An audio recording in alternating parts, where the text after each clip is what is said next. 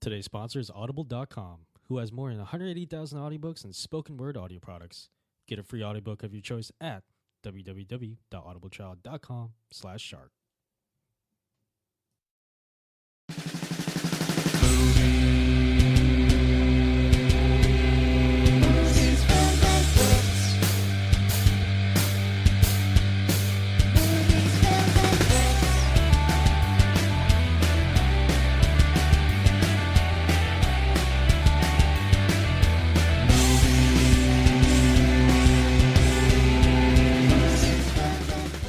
Hey, welcome to the Movies, Films, and Flicks podcast. I'm your host, John Loswith.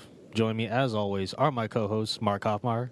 Hey, welcome to the Movies, Films, and Flicks podcast. Welcome back for another week. I am Mark Hoffmeyer, and welcome to Movies, Films, and Flicks. Oh, nice. That was good. Wait, did I just re-host? No. All right, Loving Good. John Loving Good. Let's see what you got. I don't know what to say I got, but I remember a while ago. Start over. Come on. You got to do it. You got to do the intro. Welcome to Movies, Films, and Flicks, home of Mark, John, and John of Movies, Films, and Flicks. I don't really know what to say. I'm a terrible host. Yeah. I'm trying to put on a porn voice, and I probably even failed at that. I don't know what I'm doing. Is that a radio voice? I don't know. I don't think I'm ugly enough to be a host. Not you, John. I'm thinking of radio hosts. Are you saying we all have faces made for radio? I seem to have dug a horrible hole. No, the other day someone was telling me how great Lazarus' voice is as a host. Really? Yeah. Thank you. They were digging on it. They were going really into it. I'm like, geez Louise. My inspirations are Carrie Kasem, Ryan Seacrest, let's see, Sloth from the Goonies. Sloth, Bobcat Goldthwait. Yeah, Bobcat Goldthwait. Bobcat Goldthwait from Police Academy. Mm-hmm. Michael Winslow. Wait, can anyone do a Bobcat Goldthwait impression? Hey guys. Oh, that sounded nothing like Bobcat Goldthwait. Wait, Mark, no, hold on. That was actually like the most accurate impression that Mark's ever done. I actually thought it was good. All right, well, while you're riding that streak, Mark, do a Michael Caine real quick. She was only 16. Oh, man. That was like Crocodile Dundee's cousin. One of these days, you're going to get that Michael Caine impression. Wait, all right. I'm getting real snotty so I can get nasally. All right. Yeah. She was only 16. Sound like the same Crocodile Dundee's cousin who needs to blow his nose now. This is Michael Caine introducing the show. Hello, and welcome to Movies, Films, and Flicks. I am Michael Caine. Joining me today are John Lazarus, John Levingood, and the shark from Jaws. Evidently, you're doing Michael Caine doing impression of you. Well, Michael Caine can do a great impersonation of me. Actually, this is Michael Caine talking, doing an impersonation of me because I just took the night off. And I went, hey, Mikey C, come fill in. He goes, yeah, that's cool. Did you ask her how old she was? He said, do not answer. Wait, I almost went into like an Italian accent. All right. I can't do it, guys. All right. Maybe another time. We'll try again. Yeah. Levingood, you were about to say something before I made you host. Yeah, I was reflecting way back when in episode 26 we discussed a couple horror hybrids, and Mark had reflected on like why he considered certain movies horror hybrids, and I only just this last week got around to watching one of them that inspired him with this, and it was Honeymoon. And it was an amazing movie. It's on Netflix right now, folks, in the U.S. anyway. And that movie just like knocked my socks off with awesomeness. Hey, for our next pod, we're talking about Honeymoon and Hush. So if you want to, keep up with the conversation and ask them some questions about them movies. Yeah. That's right. And both of those movies on Netflix right now. Right now. And right now it is what, May 9th today. 2016. Yeah. Yeah, just watch me not watch those movies. Well, hey, look, if you're gonna watch, if folks listening, if you only watch one of those movies, watch Honeymoon. Not because it's the one that I watched as well, but it has the girl. It has Rose Leslie or Leslie Rose. Rose Leslie. Leslie Rose. Rose Leslie, who plays Rose Ygritte Leslie. in Game of Thrones. Yeah. She does a remarkable job. I mean, both the actors do, but I mean, this is a really cool movie. And Hush is only 80 minutes. It's by the guy who did Oculus, so if you have time to burn. Yeah. It's almost like Hush is one of the 89 fever dreams from Oculus. That's right. Hey, can we watch you not watch a movie? Can you film that? Watch me not watch a Well, movie? Lazavath, can Yeah. you film yourself not watching a movie, and then we can watch it? I mean, I could try. So, Is it almost like Mystery Science Theater where we see the silhouette of Laz in front of the movie Hush, Yeah. but we also see his screen on his phone as he goes through Facebook? Yeah. So then we are Mystery Science Theatering Lazavath, who's Mystery Science Theatering the movie, except he's just commenting on his Facebook, and then we are commenting on the movie and his Facebook simultaneously, finding links between the two. that's Yeah, too and I'm meta. gonna This actually could be a really cool thing. It's too meta. It's too meta. It's. I'm going to comment on your Facebook post while you're posting. You know, I'll bet that there was a time when they were shopping around the script for Wes Craven's New Nightmare where they're like, it's too meta. And then later when Scream came around, they're like, I'll bet the studio heads were just, I don't get it. And people aren't going to get it. And you know what? People loved it. Well, not at first. Yeah. Whatever. I don't think. loved it. I don't think loved it you at watching first. me not watch a movie isn't going to be a. I think Rear Window Redux. No. Yeah. Ooh. Anyway, Something. let's But New Nightmare caused Scream, so that's why we're happy. let's start the show off like we usually do with a listener question. Lemon Good, I think you have a listener question. Don't watch me not answer the listener question. I'm just going I to got comment my- on what you're looking at over your shoulder on Facebook while you should be answering. Well, I've got this my question. eyes on you guys, so See, I'm watching you now. right now All I'm right, watching so our Lemon Good. question- Our question comes from Paul from St. Petersburg, Florida. He's a first-time contributor. He asks, St. Pete. does Tony Stark design a suit to be form over function or function over form? And at first I was a little curious by this question, but then he sent me a video, and it was from, I think, Iron Man 2, where he has the briefcase that he grabs and it turns into his suit. Yeah. And that kind of like brought it up to mind to me of like, does that suit do all the stuff that his other suits do? No, I think it's like a a drip coffee maker compared to like a big time espresso maker. You know what I mean? It gets the job done, but doesn't have all the bells and whistles. It's like you didn't spend all the money on the full version of something. You're just getting the demo. Yeah, so this is like a oh crap backup. You know what I mean? I mean, yeah, if you're trying to pack like, because his regular Iron Man suit, we remember like in the first movie when part of it got deactivated, it's like he can barely move in that thing. Whereas this briefcase, he was able to carry. So it's actually about 300 pounds lighter than his normal Iron Man suits. I wonder if it can withstand the same kind of force. Like No, what's going on? I don't with that? think so because Whiplash hit him once and it rocked his suit pretty hard. I like to think that Whiplash's effect on those suits was a product of bad writing and not Whiplash. The strength of Whiplash. I don't even know what his powers were, to be honest with you. He got crushed by that car and he's like, "Where's my parrot?" You know, honestly, Clearly, I was distracted by Mickey Rourke's like flabby gut during that scene. I was like, oh, I was more just by his hair. He had like frosted tips. he had like that dude, really he's a pretty bad. stylish and scary guy, though, for someone in his 60s at the time. Just sitting in the middle of nowhere, Russia. Yeah. Snapping necks for fun in prisons. Yeah. I mean, Oh yeah, go ahead, Mark. so I mean, he has the Hulkbuster, he has the suitcase, he has all those suits in Iron Man 3. I think he kind of makes whatever he needs for that occasion. Like for me, I have cardigans, right? And my cardigans express my mood. And when I'm in danger, I need my blue cardigan. You know what I'm saying? When I'm going out and I need to be cash, I got my gray cardigan. You know what I'm saying? When I'm driving, I need my gray cardigan, but with blue pockets. cardigans are like mood stones for Mark and Timothy Oliphant. You always know how they're feeling based on their cardigans. And if they're in a Henley, you already know to just put a filter over that in the first place. Vin Diesel and I got to chill out with the Henleys. And Bucky, the Winter Soldier, he rocked a Henley too. We're starting the Henley crew. Haven't you once worn like a cardigan over a Henley over a V-neck? Yes. At like one of our conventions. Yeah, the triple V, I think I call it. Yeah. Man. And then I called you triple fanting. Yeah, I triple fanted one day. It sounds like a triple Lindy, like a dive or an acrobatic maneuver. But yeah, you were triple fanting. I was triple Oliphant. I was legit. I did the triple font. So, Mark, anyone out there who speaks Spanish, it comes from the verb alifantar. That is to fant or to oliphant. Mark, I get the feeling if you were to design an Iron Man suit, it would just have like a deep kind of V, like space.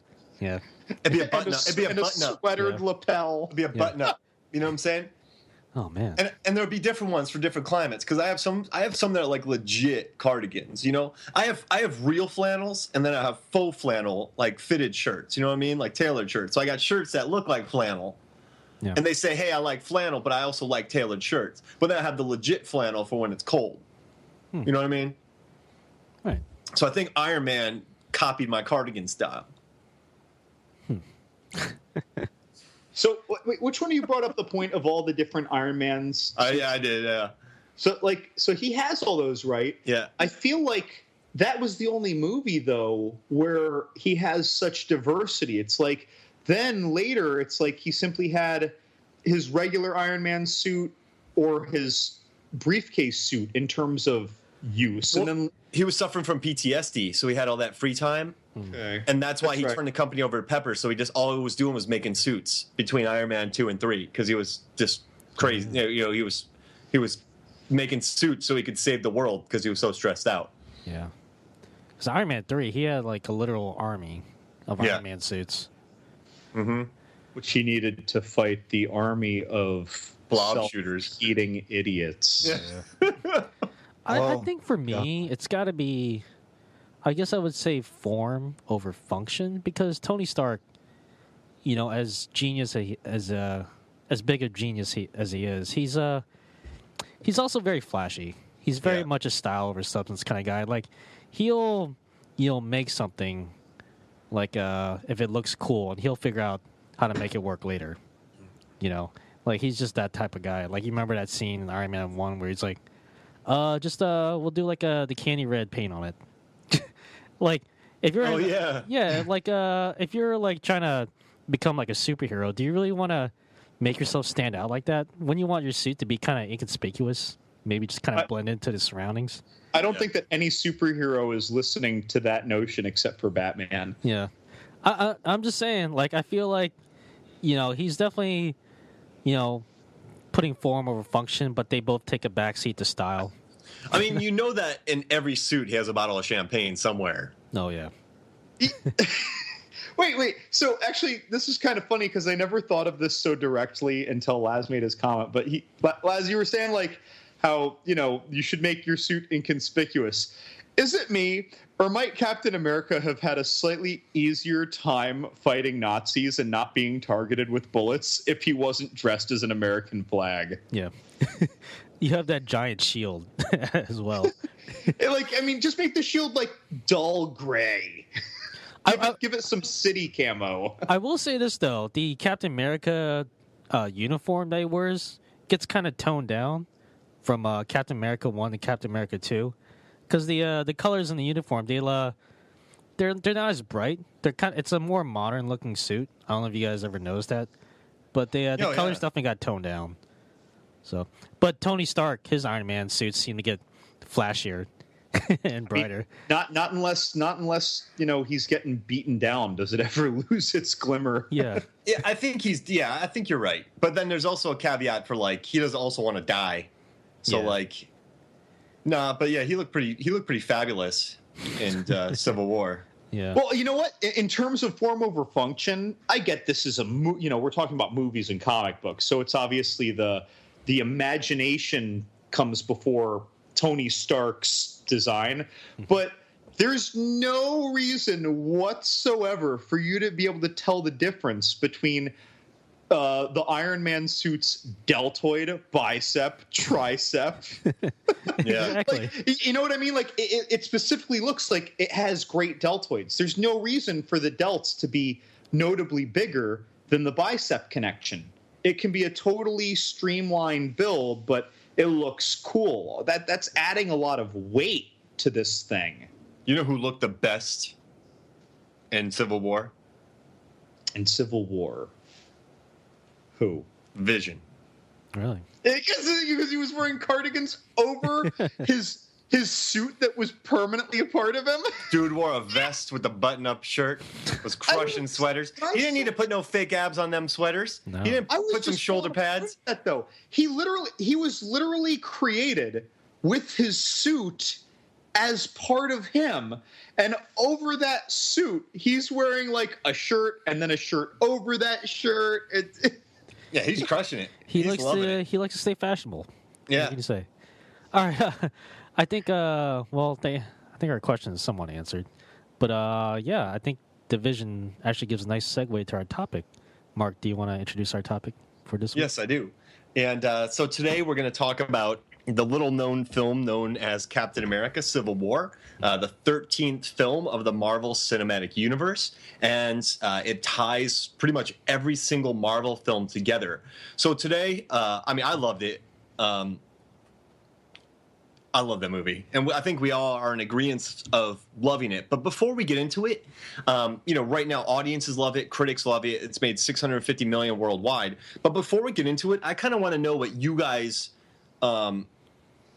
why you guys liked it, and what are your favorite aspects of comic book films. Because instead of us praising it for an hour and a half, I would like to talk about a little bit about what you guys like about comic book movies.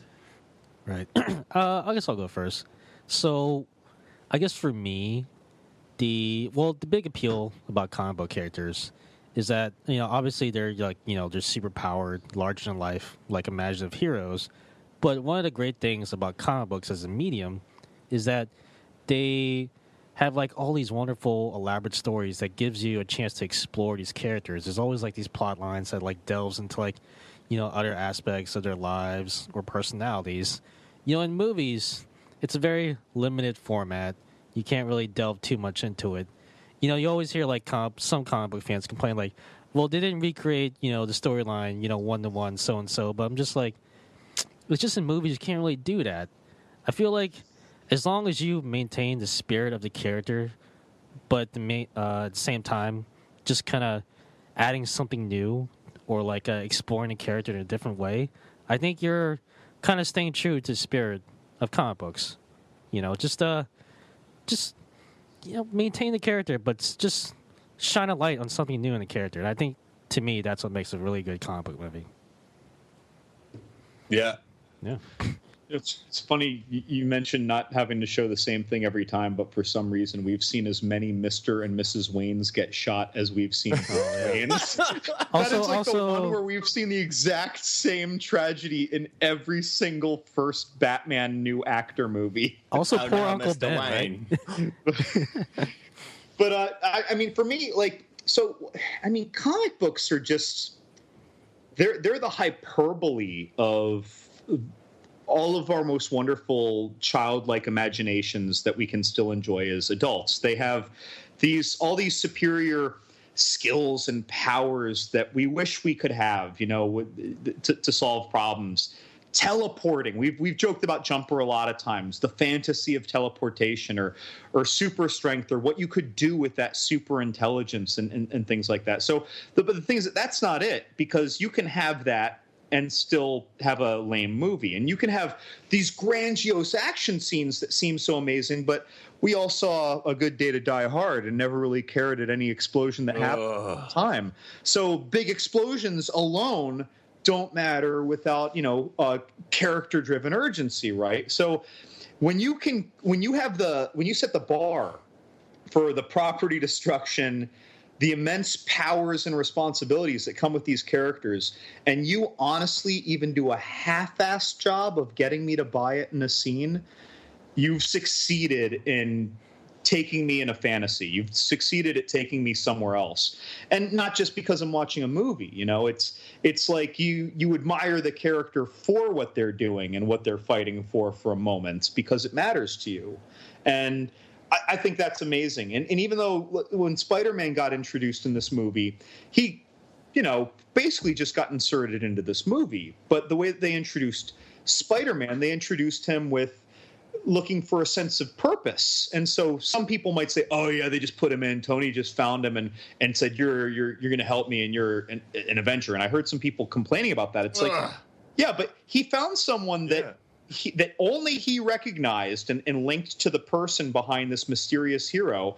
And this person needed direction. And as simple as it is, he gave him direction. And that character, when we meet that Spider-Man, is just such a likable human, emotionally, just looking for purpose, but worried about laying low and worried about consequence. And he kind of unleashed the beast of Spider-Man and gave him to us in a way that was just like, wow. And I loved every moment Spider-Man was on. And also, Robert Downey Jr. was hitting on Marissa Tomei.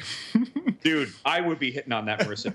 That's a new aunt for sure. Normally it's been like Sally Field or somebody else. So this is like a new type of aunt. You know what John Lazarus was saying too about, and people get upset when they don't, make everything the same. Mm-hmm. People are complaining Aunt May is supposed to be older. I'm like, dude, how many Aunt Mays do we need to see that are 69 years old? Fine. Let her be 50-something. It's cool. Yeah, I was listening to Kevin Smith review this film, and he said, so many people are very protective over the comics because for a long time, in the 90s, comics weren't that popular. It was a smaller niche from the comic books. So they grew so they grew so in love with their characters and hate them being messed with. But if you look at comic book history, there's so many different variations there's so many different Spider-Man storylines, Superman storylines, Wolverine storylines. So I kind of look at these new movies as like a new story. Some That's of the true, titles, especially Spider-Man. I think Spider-Man had the most. I think he had something like 6 or 7 completely mutually exclusive origins before ever there was a theatrical release. It's kind of counterintuitive to hate on these movies because they're not what you wanted in the books. But this is just like what Kevin Smith said, this is like another variation of the characters we love and they're being handled well. And for me, my favorite comic book movies are Unbreakable, Spider-Man 2, So what Ebert said about Spider-Man 2, the movie demonstrates what's wrong with a lot of other superhero epics. They focus on the superpowers and shortchange the humans behind them. X2 is my 3rd, Iron Man is 4, and Dark Knight is 5th. And Ebert said Iron Man and Dark Knight, these films, this film and to a lesser degree Iron Man, redefine the possibilities of comic book movies. And so what I like about these movies are all the characters. And they also have human villains, which is amazing. I like human villains, which Civil War has in spades. And if you look at the top 5 grossing comic book movies of all time, you have Superman the movie, The Avengers, The Dark Knight, Batman, and then Spider-Man. And I mean, those are just kind of iconic movies that really worked on characters. And then the top-rated comic book films of all time, according to Metacritic, Rotten Tomato, blah, blah, blah, are The Dark Knight, Dark Knight Rises, Guardians of the Galaxy, Superman the movie, and Spider-Man 2. And all those films are really character-driven. If you think about except for Dark Knight Rises, hey, Batman, you want to go to Red Lobster? But Guardians of the Galaxy, just the characters in there. Superman with Gene Hackman, and Superman was a dork, and Spider-Man 2, that train scene with Doc Ock. You like Doc Ock. He becomes Doc Ock. And then there's that train scene where he's fighting to save the people, and the people pick him up over their heads. The movie doesn't forget. So it seems like all the favorites, and money-wise, critic-wise, are the ones that really focus on the characters. And I think that's what Civil War does, and that's why it's being called one of the best Marvel film, or one of the best comic book movies ever made. Yeah, and then just look a couple weeks ago in our 55th episode, we were ranking the Marvel villains, and we were talking about, Thor. Was it Thor 2 that had that evil space elf? Yeah. Oh my God! And then the Frost Giants too. These things that they're magnifying the property destruction compared to any of the Spider-Man movies, but I don't care. I just don't care. As good as the effects are, I don't care at all. It's like Transformers 4. Oh gosh, you just don't care what's happening. So remember on Unbreakable, like Sam Jackson destroyed a train, but they didn't show it. Like they just showed, and you were so affected by it too. Yeah, and I think Cap does a good job of that as well. Of just kind of, I don't know. There are some explosions, yeah. Innocents do die, but it's smaller, and the violence is much more intimate because of the bad guy. So my favorite comic book villains are Sam Jackson, Unbreakable. I know it's not a comic, but just get over it. The Scarecrow from the Batman series, Baron Zemo from Captain America: Civil War, The Dark Knight, Joker, and Doc Ock from Spider-Man 2. And I love Wilson Fisk and David Tennant, and they're all basically humans as well. So I just love the human element. And what I like about this movie is, I guess we can talk about the movie. Sorry, I'm going off, but like it's two people who are wrong at various points. Separating entire crews and getting people hurt. For their egos. And like it's interesting that these characters that we've loved, are making these very human decisions, even though they're superheroes. Yeah. So. Laz, it looked like you were about to say something, so I was bated breath. Well, so I kind of wanted to add to that a little bit. Well, I just want to start off by saying I think I read a review like a couple weeks beforehand. It was a spoiler-free review, but they mentioned that Civil War was a better Avengers movie than Ultron was, and after seeing the movie, I can kind of see why they said that. The Avengers 2 kind of fell flat because it didn't feel like they didn't really do much with the relationships established in the Avengers group dynamic. But in Civil War, you basically had like kind of a splinter, like between like this awesome like superhero group, and it was really cool to see. I mean, it was kind of sad that the band was kind of breaking up a little bit, but it was cool to see like the relationships kind of take a development, so to speak. So like it wasn't superficial. There's a lot of superficial stuff in Ultron, but there's actual character thing. Like they learn. They separate. Yeah. And Vision and Wanda, Elizabeth Olsen, they make Sokovian dinner together. Yeah. With paprika. I don't even know why she was going out to get more paprika, because paprika does nothing but make things red, as far as I'm concerned. I don't think paprika has any culinary value other than reddishness. Maybe she put some of her rave dancing voodoo on it. Yeah, just sprinkle a little paprika on it.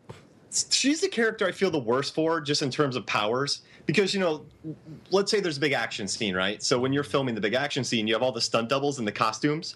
But then there's like her, and she has to sit there like looking like she's Raven for like 12 days, like just throwing energy orbs.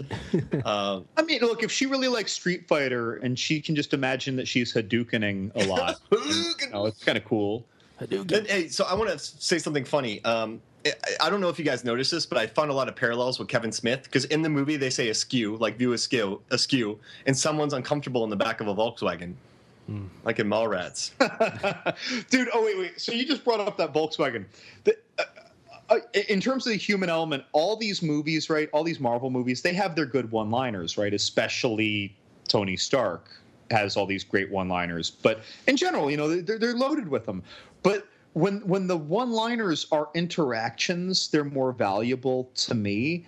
And Falcon and Bucky had like 3 exchanges, and one of them was in that little VW Beetle, whatever, where he's like, what is it? Bucky's crammed in the back, while Captain America is out like talking to someone, and Anthony Mackie Falcon is sitting in the front, and he's, "Can you move your seat up?"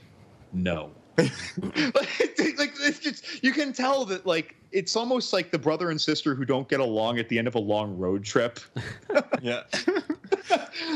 So what did you guys like? So I guess the plot of the movie is the superheroes, some of their stuff goes unchecked, innocents die. They want to do some accords to make them responsible to the government. Iron Man and Captain America take 2 different sides, right? But then there's some dude out there causing all this havoc, framing Bucky So everyone's hunting Bucky, but Captain America wants to save Bucky, and then that splinters them more. But then they find out the plot, and then it all leads to a massive fight at the end. Does that sum it up pretty quick? I guess if you're listening to this podcast, you've watched the movie. So. You have to have watched it. Yeah. If you haven't watched the movie and you're listening now, I guess thank you for listening. I guess I'm not going to tell you to stop listening, but it would be in your best interest to hit pause, go watch the movie, and then come back a few hours later and hit play and resume this podcast. You know what I liked about that initial Avengers thing? It's Wanda, Scarlet, who the Russo brothers know how to use Johansson perfectly. Like, she's the best in these movies. Cap, Bucky, I think it's just 4 of them, right? Yeah, because Banner's not around. Yeah. And so it's them fighting against Rumlow, Frank Grillo from Cap 2, and they're trying to get some vial and some place. But they're not, like, that good yet together, all 4 of them. So it's kind of like an ugly battle. Yeah. That was interesting, too, like seeing good old Crossbones there. You know, it was nice. I enjoyed that little exchange. And I also liked how, you know, Cap took an untrained team out there. Like, Wanda wasn't really trained that much.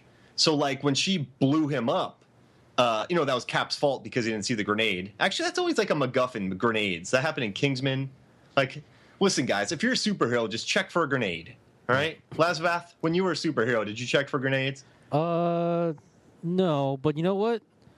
I think, because we're about to go to commercial, I think I'm going to check for a grenade right now. I'm looking under my seat. You just got me nervous. Yeah. All right.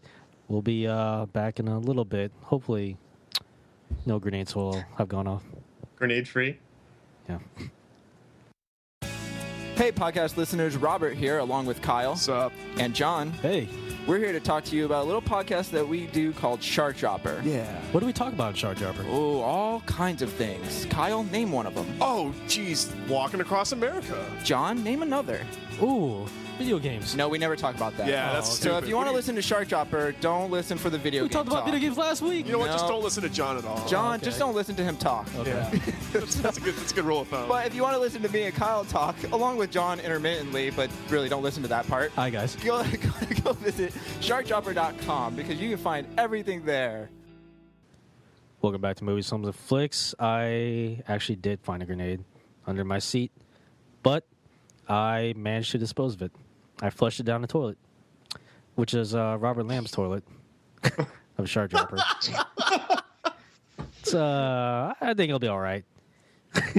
Yeah. Maybe? I don't know. So, guys, I guess, what do you think about the new character introductions? We talked about Spider-Man. I think he was perfect. What I didn't realize was Tobey Maguire was 26 when he got brought in to play Spider-Man, and Andrew Garfield was 29. Yeah. Nice. Now this kid's 19. So, like, he actually looked like a little high schooler. Like, Yeah, and he looks. He had me convinced that he was like a 16-year-old too. Yeah. Like Tobey Maguire, he's got a boyish face, but it's like that's a bro with a boyish face. And Andrew Garfield, like, look, you have a dainty, sleek figure, but that's a full-grown bro with you failed 5 dainty, years in high sleek school. figure. Like I feel like I'm still seeing Wardo from The Social Network, but older, you know. But and not that I'm not saying I didn't like their Spider-Man, but you know, this was actually a little kid, and when he was bumbling around, like fumbling over his words, when he, oh gosh, I have Tony Stark in the room with me. Oh, my ideas are going all over. Like, you totally believed it, and it was sincere and approachable. And even though you know that he's actually physically the strongest person in this movie, if you follow comic books, at the same time, he's the most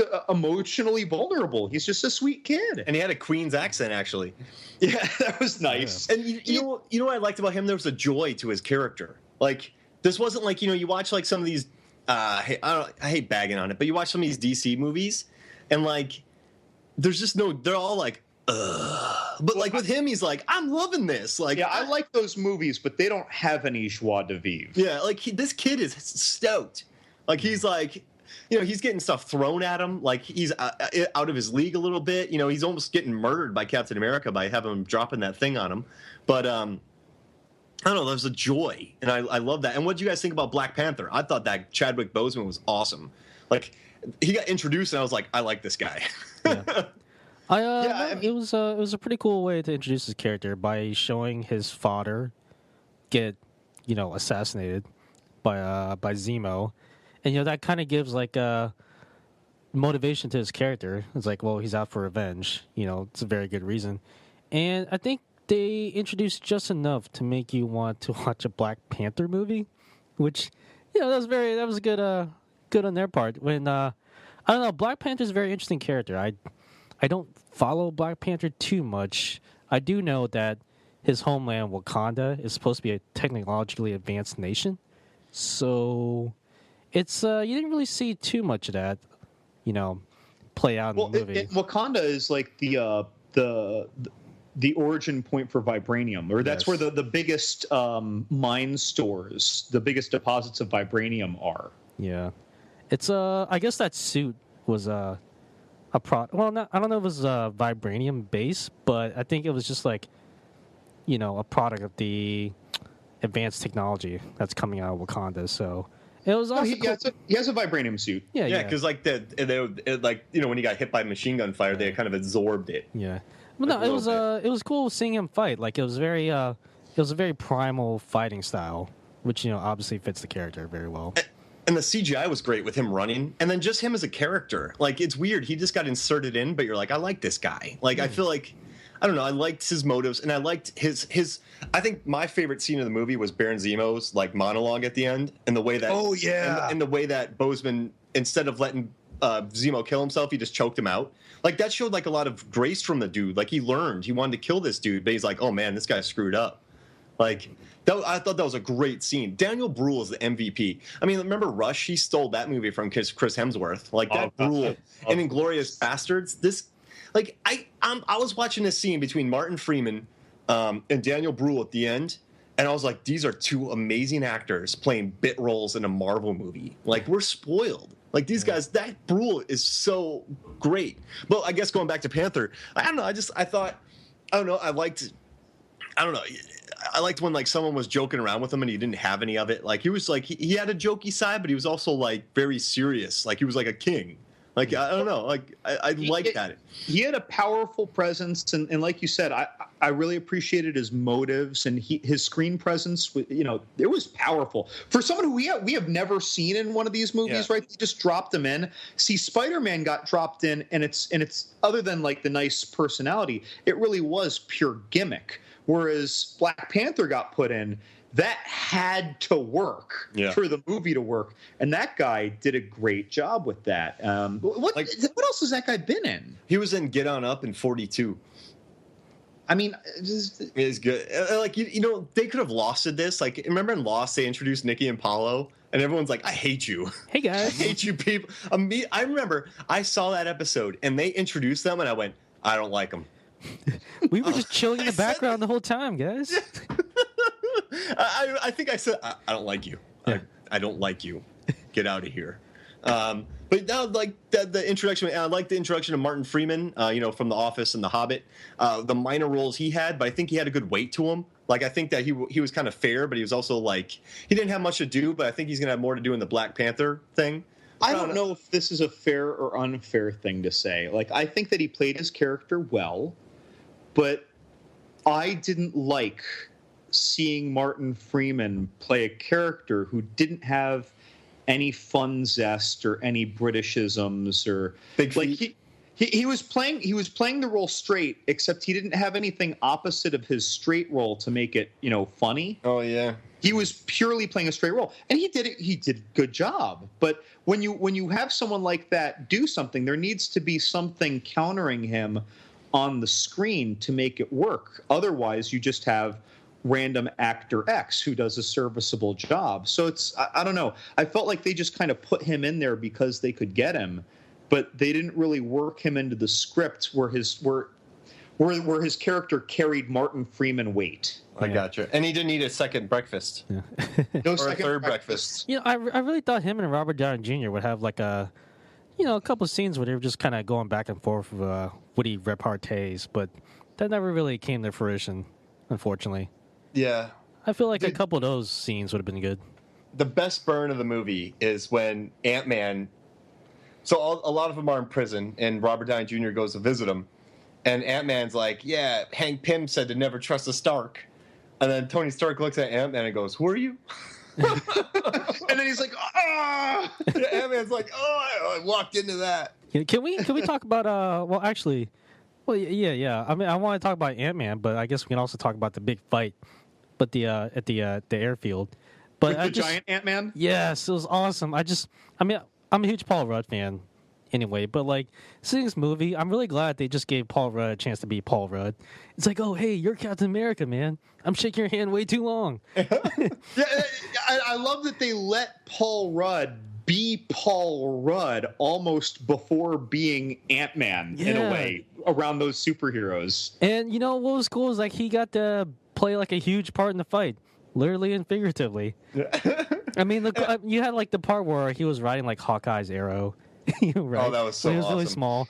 Then he just kind of climbed into Tony Stark's suit. He was like, "This is your conscience. We haven't talked in a while." Just like unplugging stuff. And when he was on the Arrow, didn't he actually say like, "Yep, I'm all set, Arrow guy"? Like he doesn't even know who all the people are. Yeah, and then there's like obviously like the awesome scene where he's like, "All right, I'm gonna do this one thing. I've only done it once before in a lab," and he just grows into like this huge 50-foot Ant-Man. It was awesome. Like no, it was even more awesome when Spider-Man sees him. He's like, "Holy shit!"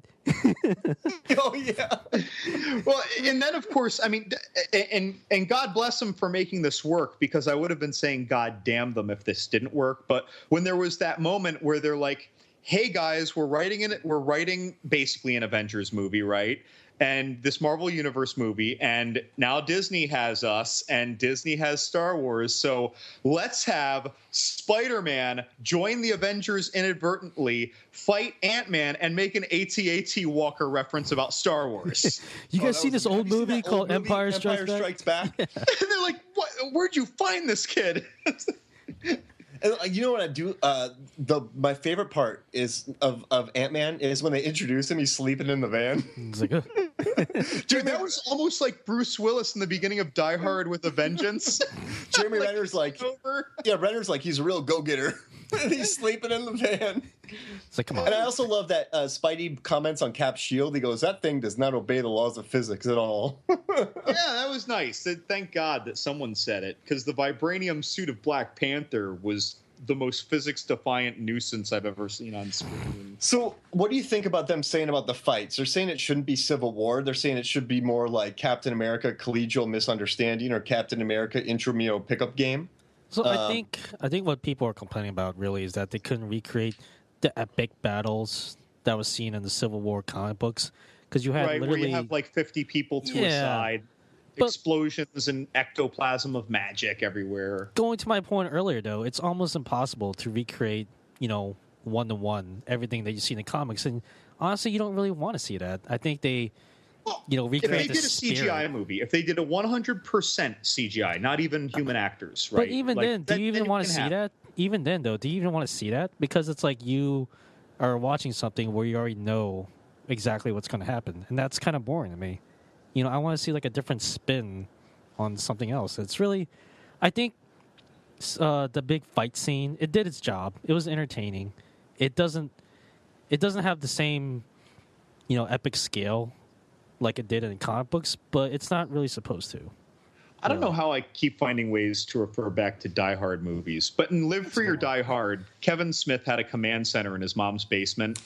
I feel like the people who are at least presenting themselves as being legitimately upset online with that pickup basketball game analogy, I feel like those are the people with command centers who have a little too much free time and are just looking for something to criticize, which don't get me wrong. On this podcast, I do that every episode. It's one of my things too. But I acknowledge that I'm criticizing for the sake of being critical, whereas a lot of times when people put on their internet mask, they're just like, this is horrible or stupid because of this. I think that people just need to acknowledge, yeah, we've seen the comic covers online. We all have Facebook. We've seen the comparisons of 80 people versus 9 people on a battlefield. It doesn't make it bad or subpar.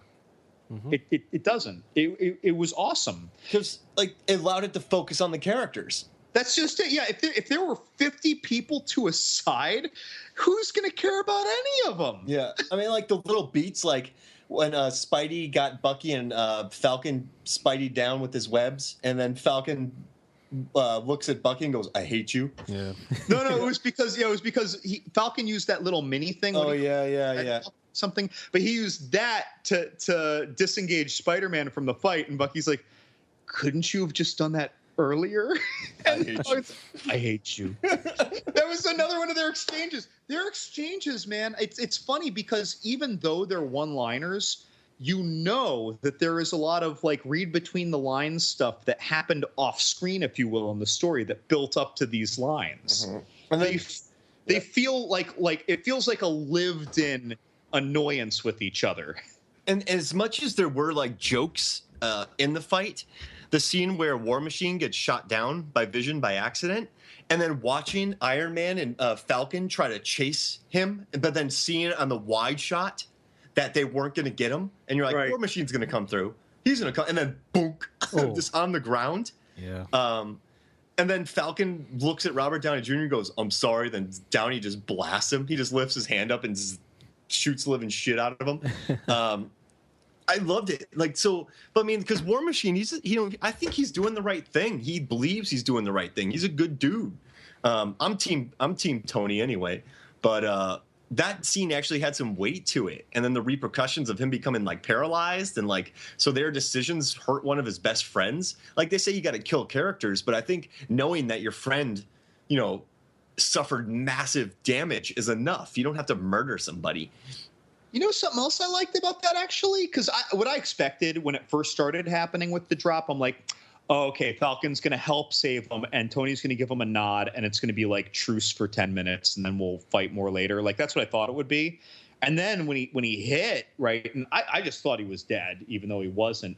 But then later when you see the rehab scene and the way that Don Cheadle, or I don't know War Machine's character's name. I always forget. Brody. Is that what? Yeah, okay. Rhodey. Yeah, Yes. Rhodey. Rhodes. Yeah, there he goes. It's Rhodes. So when Rhodes is like, Tony Stark is like, oh, this is so tragic. We're going to get him, whatever. And he's like, hey, man, I've seen this many tours of combat and, I keep coming out. And, like this isn't so bad. He gave a very human yet pragmatic and realistic and kind of optimistic outlook on it that was one of those refreshing scenes that I really didn't expect to have. I thought that he was going to be martyred, and they didn't martyr him. And just when it became too serious, Stan Lee walks in with Tony Stank. Tony Stank. Oh my God, that was Tony one of the Stank. most delightful little cameos. In Rhodes is like, I'm not letting that one go. Tony Stank. Table for two. Tony Stank. That's so cool. Tony Stank. Is there a Mr. Stank here? And then, so guys, what about the villain? Some people haven't liked him. Some people have loved him. What did you guys think about Daniel Bruhl's Zemo?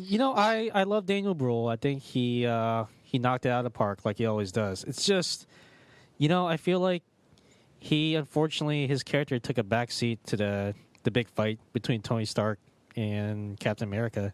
It's just, you honestly didn't really care too much about the villain and what he was doing. You just want to see more of like what was going to happen between Iron Man and Captain America. That's how it was But he to me. set that up, though, right? So he succeeded. He set that up, but I mean, at the same time, it's like you want to see more of like Captain America and Iron Man going at it. You kind of want like Zemo to kind of like hurry up with all of his scenes. It's like, come on, man, just do what you gotta do, but do it quicker. Yeah.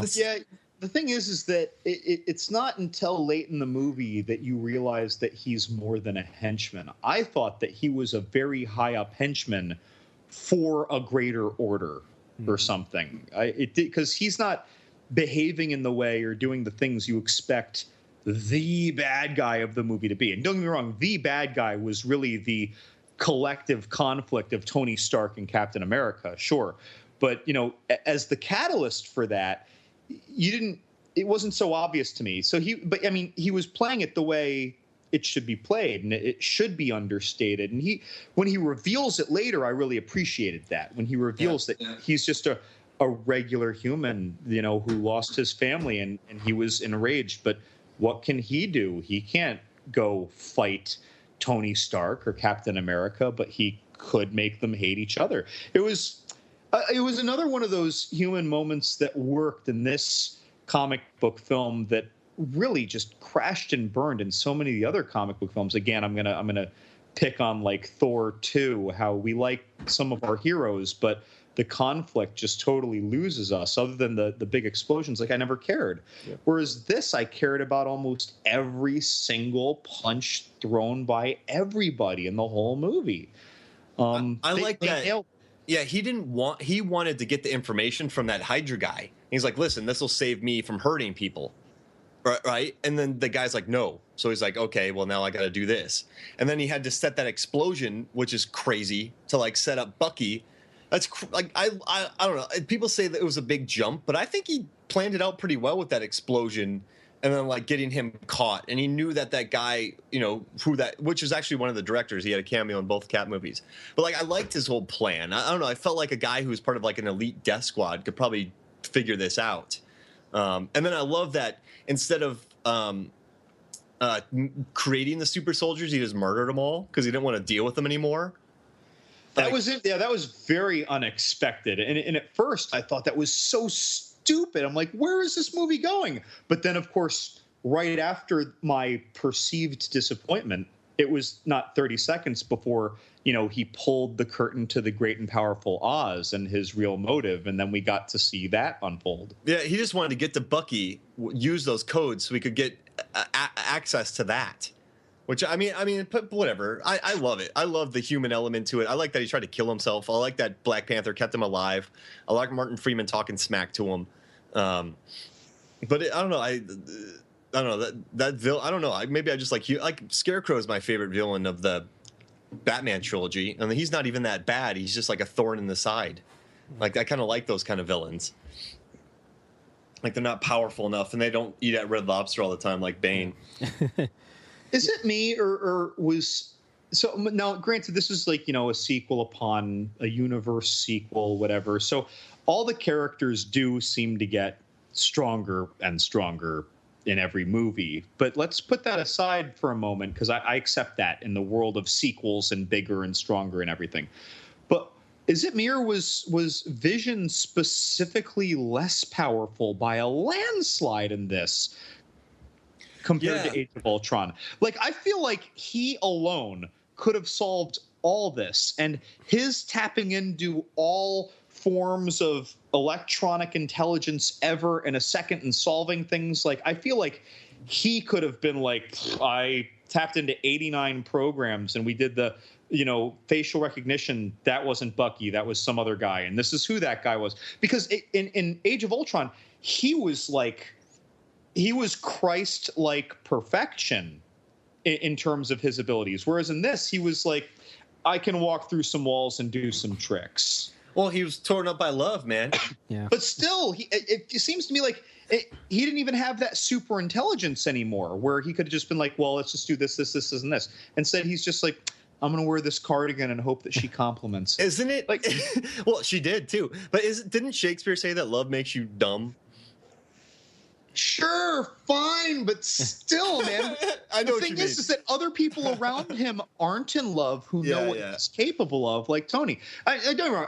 I mean, I could find 89 things to pick at in this movie, and I happen to be picking one guy who's in his command center in the basement. See how you can admit that? But like, it's one of those things. It's just he had such a presence in the previous movie. So I'm not nitpicking a little writing trick or plot hole or filmmaking device. It's more like we were presented with a Hulk who's now a guy who can't bench press 185. Well, this is just a speculation on my part, but maybe the Vision was deeply affected by the events of Ultron. He saw Ultron, a being who was just like consumed with his thirst for ultimate power. And it was just like, Vision was like, I'm very similar to that. Maybe I don't want to go down that road. Maybe I can start, holding back a little bit. It's just speculation on my part. He seems to be the type that, he seems to be very benevolent. He doesn't want to hurt anybody. Maybe he's just holding back. Renner's head like a cherry. Oh yeah, seriously. Yeah. No, I think you're right. I don't think he used the full extent of his powers, Lazvath, right? He didn't want to. Yeah. It honestly struck me that he didn't know they existed. But if you also think about it, Whedon brought him in with his script, and then the Russo brothers were like, "Holy crap, we have a god character." Yeah. Well, all right, shit, put him in a sweater. Get a cardigan on. Too much paprika. He didn't, or not enough paprika.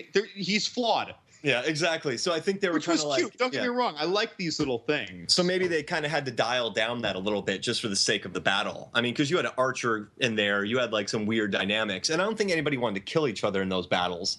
So maybe like Vision was just trying to put all, like when I was bouncing, I remember I got two hipster kids in headlocks at the same time. So like maybe he was just trying to headlock everybody, just like calm everyone down, and maybe he thought it wasn't his battle too. Like he knew. I mean, the world wasn't at stake with this. Like they were worried about some assassinations, but there was no, I mean, the biggest battle was like a thing at an airport, and a lot of people are just going to get paid overtime to fix all that stuff. But so they didn't know that.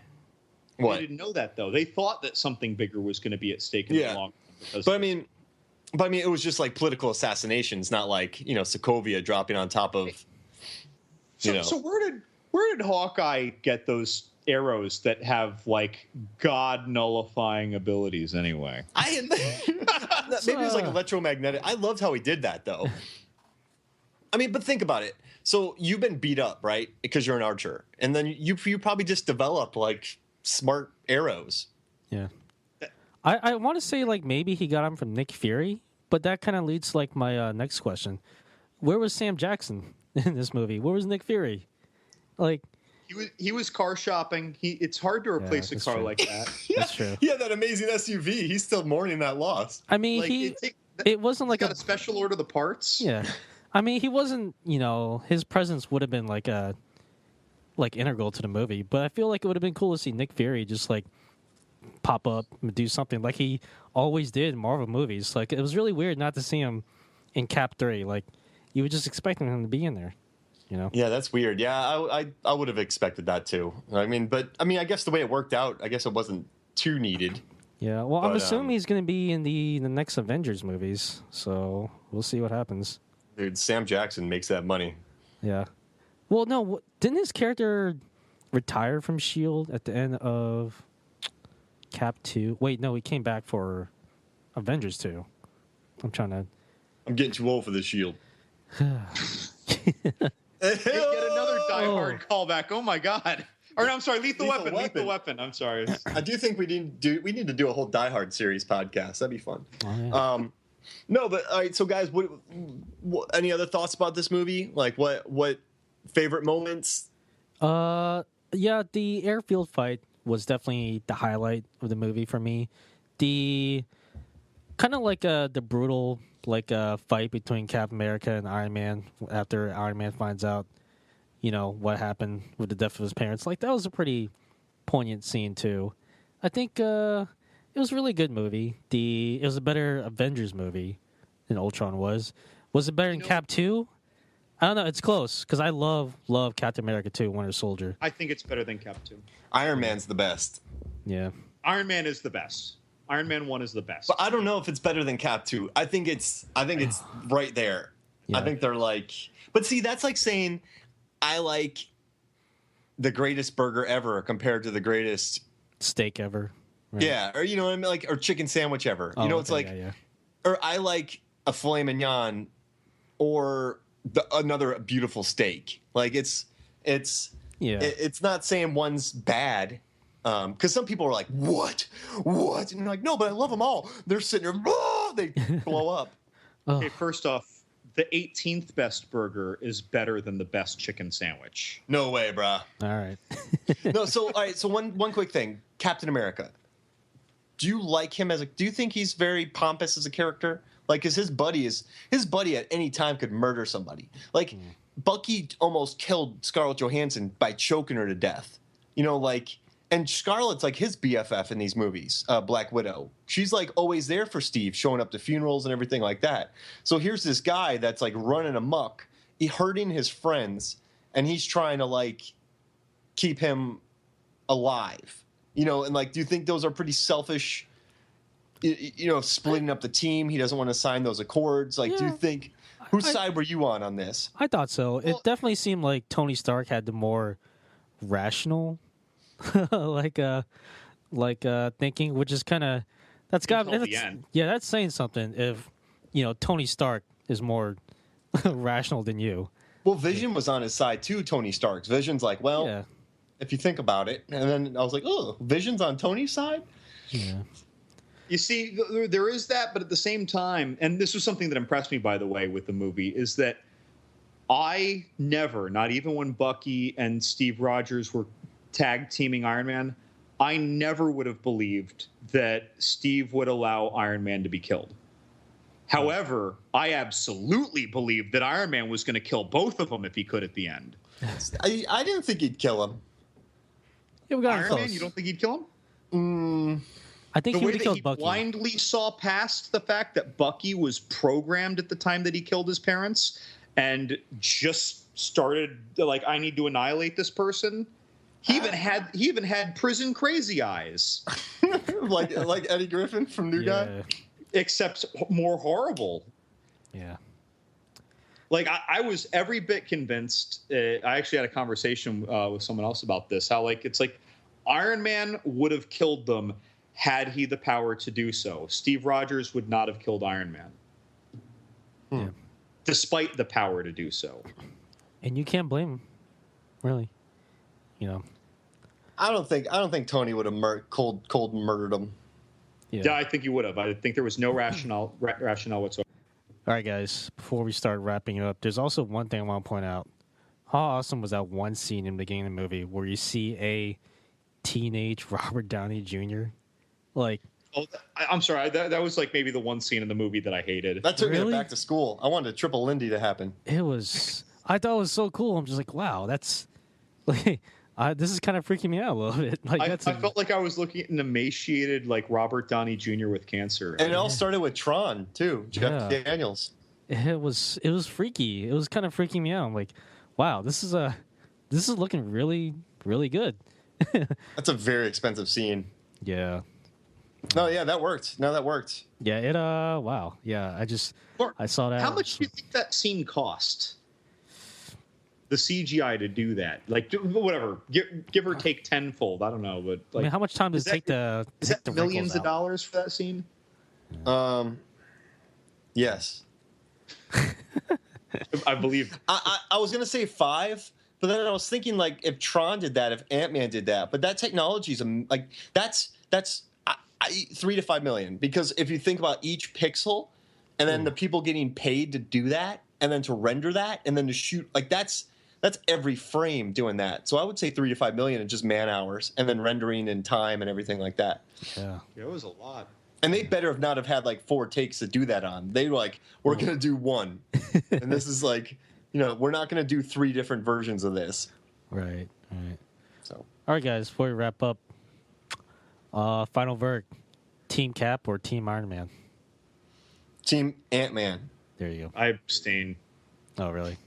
Oh wait, Team Spider-Man. We don't have to pick one. I'm Team Spider-Man. Wait, I'm Team Marissa Tomei.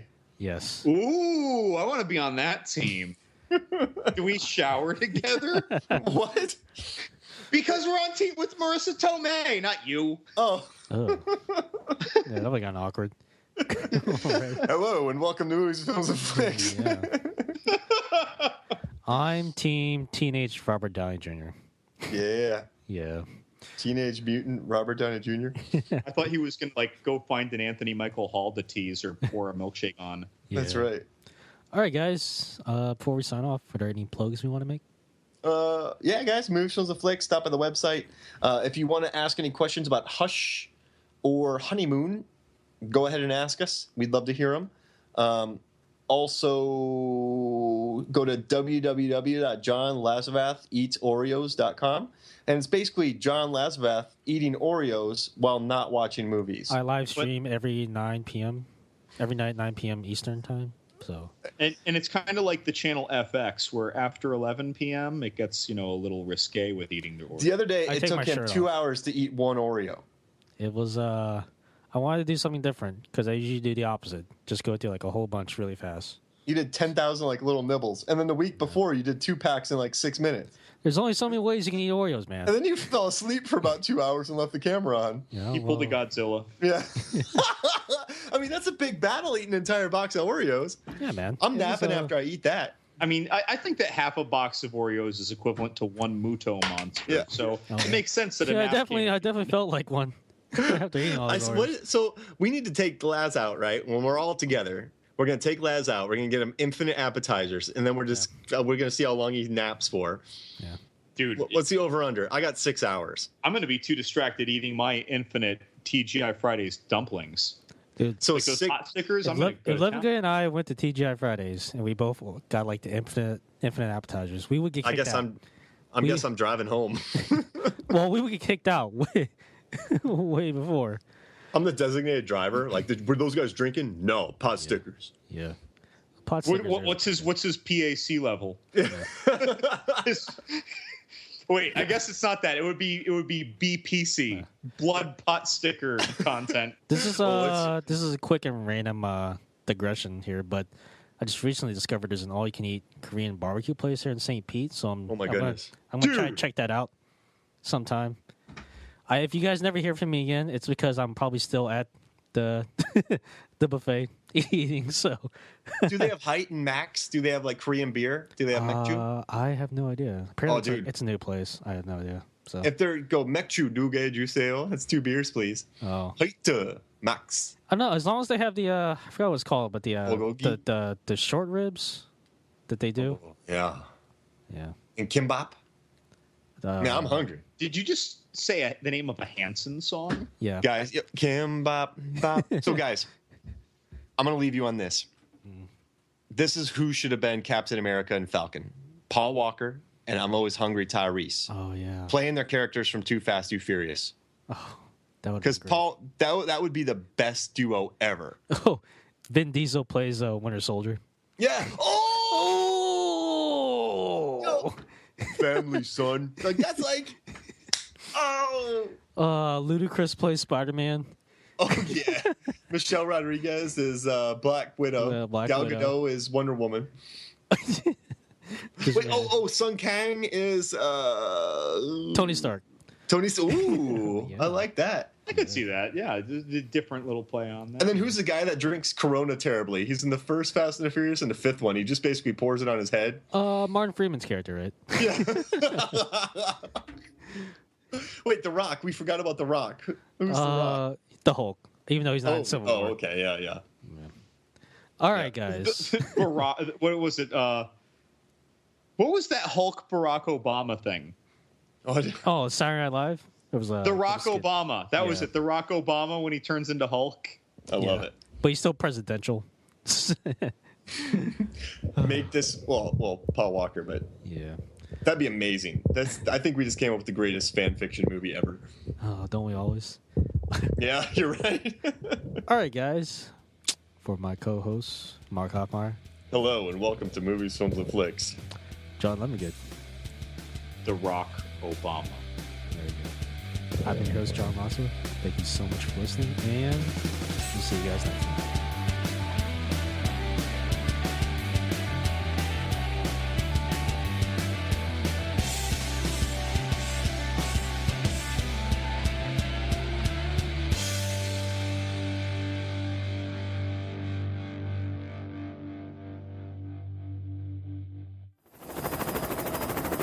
We're above the target.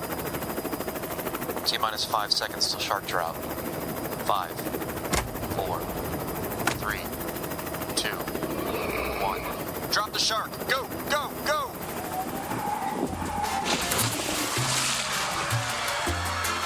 This podcast is a Shark Dropper Studios production.